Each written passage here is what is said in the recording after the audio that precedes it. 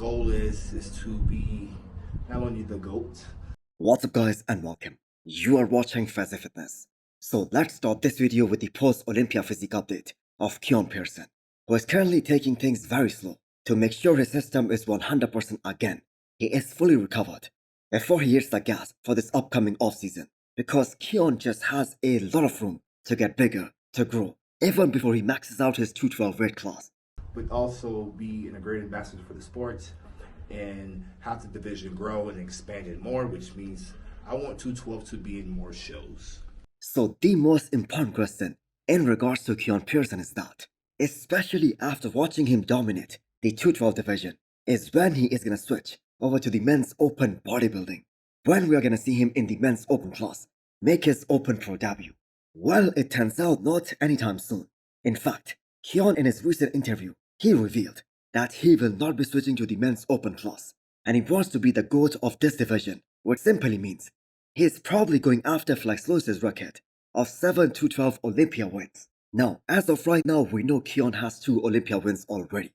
Motivate other guys like classic physique competitors to move up, because I feel like a lot of classic guys, they're scared to grow. They're scared to really shoot for the stars. So going by this statement, he wants to win the 212 Miss Olympia for another 5 years at least to match the record, and 6 years to be the greatest in the 212 ever. Now, if I'm not mistaken, Keone is 29 years old. So the man is pretty young, especially in terms of bodybuilding. He has got 2 Olympia titles already. So it is very realistic to think that if he stays healthy and injury-free, he is for sure gonna break Flex Lewis's record of 7 consecutive Olympia wins. Because the thing is, right now, Keone Pearson in the 212, he is just so untouchable. And the man is only gonna create more of a distance, more of a gap between him and all these other guys who are chasing him right now. Now, as a fan myself, I would love to see him do a men's open bodybuilding show to see how he compares with the big boys. Plus, there is just a lot more money in the open bodybuilding. Next up, we have the off-season physique update of Stephane. So he is up to 275 pounds and still so damn lean at that kind of body weight. So this is the first time in so many years Stephane has truly let his body grow, let his body really get big, and the response that he's getting, that is just crazy. So his coach Patrick Tour, he indirectly confirmed that Stephane's men's open bodybuilding debut, that is gonna happen sometime next year. And why not? If he continues to get bigger, if he continues to put on more muscle at this pace and stays this lean, he won't have to go through a full 12 months of off-season to be really competitive in the men's open bodybuilding.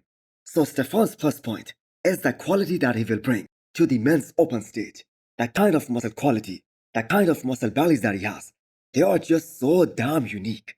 I mean, the man has those Hadi Chopin-like striations all across his chest and his delts. He is very complete. He has that fuller-looking triceps, the kind of triceps that we saw on guys like Kevin Lavroni. And looking back at some of his preps, I think we can all agree he always looked better a few weeks out of the show when he had his trademark fullness and size. So Stephane would surely have made top 10 at his debut in classic physique this year, based on the look that he brought to Portugal Pro stage. But he made a very strong and a very difficult choice, so that he can be better for the future. Now, as a men's open guy, he will be able to present a true masterclass in 2025. So do let me know what you guys think. How will Stephane do in the men's open bodybuilding? Will he be better than what we saw from him in classic physique? Next up, we have a physique update from James Hollingshead. So nothing could have motivated James Hollingshead more than seeing his fellow countryman, Samson Dauda, winning the biggest bodybuilding show in the world, Miss Olympia. And James too is among those guys who was beating Samson Dauda back in the day up until 2021. So the man is absolutely fired up to make a great comeback sometime next year. So James Hollingshead has talked about this before, that he wants to compete at this upcoming Arnold 2025, which is happening in March. So cracking top 5 at this year's Arnold, that was his biggest bodybuilding achievement and easily the best physique of his career so far. But the peak was done without any coach and all by himself, and he did that through trial and error. But this time, James has a coach in his corner whose name is Stephane, who is one of the best bodybuilding coaches right now. So James went through an entire offseason with Stephane, fully trusting all his calls. Because the thing is, that wasn't the case. When he was being coached by Milos Sarcev, where James had a different opinion regarding the final approach, regarding the final few weeks leading into the show. And that is why he picked himself for both the Arnolds this year. So can we expect to see some major improvements in his physique for 2025 season? Well, he did take almost an entire year off, because the last show that he did, that was the Arnold UK. So that was a pretty long off season, and the man is actually still in the off season. So James has that kind of physique, who needs to be 100% on the stage in order to make a solid impact, especially in deeper lineups like the Arnold, like the Olympia. I guess he is gonna do more than one in 2025, because realistically speaking, Samson Dauda is taking the Arnold, and the other guys, they have to qualify in some other shows for this upcoming Miss Olympia in 2025. Next up, we have 10 days out physique updates of two of the top 10 Olympians, who I believe are gonna be fighting for Romania Pro title and the Olympia qualification for next year, Rafael Brandao and Akim Williams.